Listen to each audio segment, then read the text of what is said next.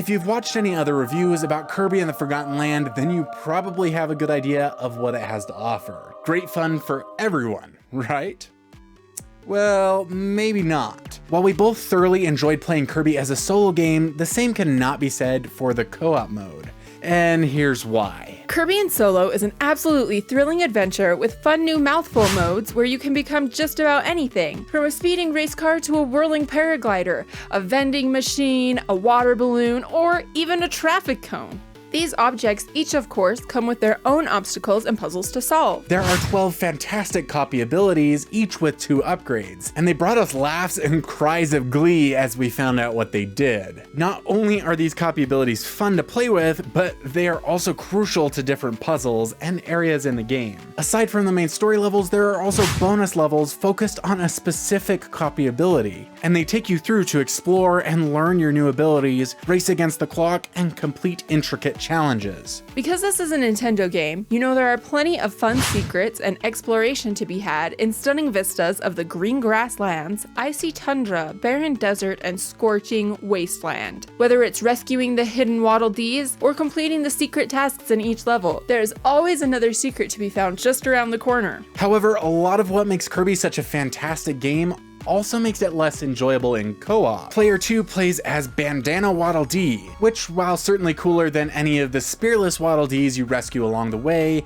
is a far step from Kirby himself. The one thing that makes Kirby such a unique franchise is stripped away from Player 2, as there's no way for them to explore any of the branching copy abilities that Kirby has access to.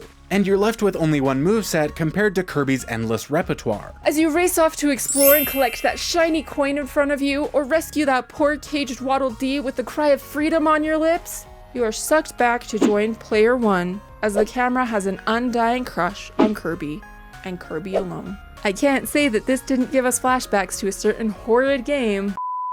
Where'd you go? I'm over here somewhere. Get off of me! I'm lost. Get away from me! Where are you? I don't know.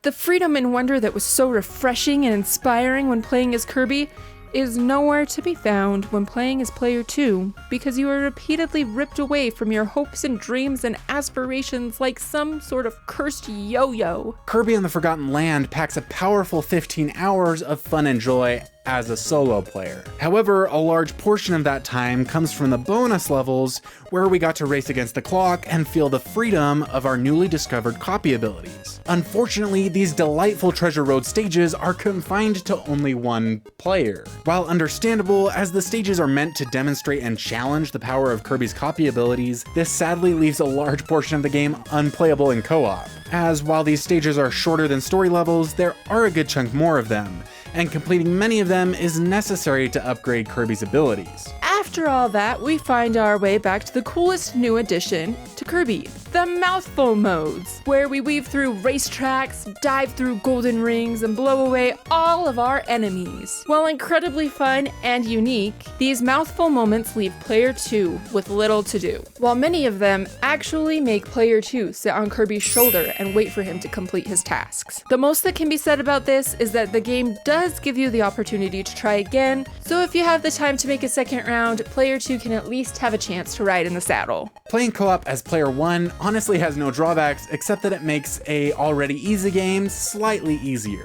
That, or Carly carried me through the co-op mode. But I personally found myself getting bored as Player 2, and we had to switch who was Kirby fairly often just to keep ourselves going. While there is fun to be had in co-op, it is more limiting and feels like a younger sibling mode or a great way to spend time with your 4-year-old. The co-op here lacks what we call co-optimization. There's really no need to work together at all, and in many situations, there's not even anything for Player 2 to do. If this type of game was all there was in the world, we might be tempted to say that it's good enough. But we know that there is so much more to offer in a co-op game. So if you want to find some fantastic games to play with your significant other, then click right here. We love you guys. Y'all are awesome.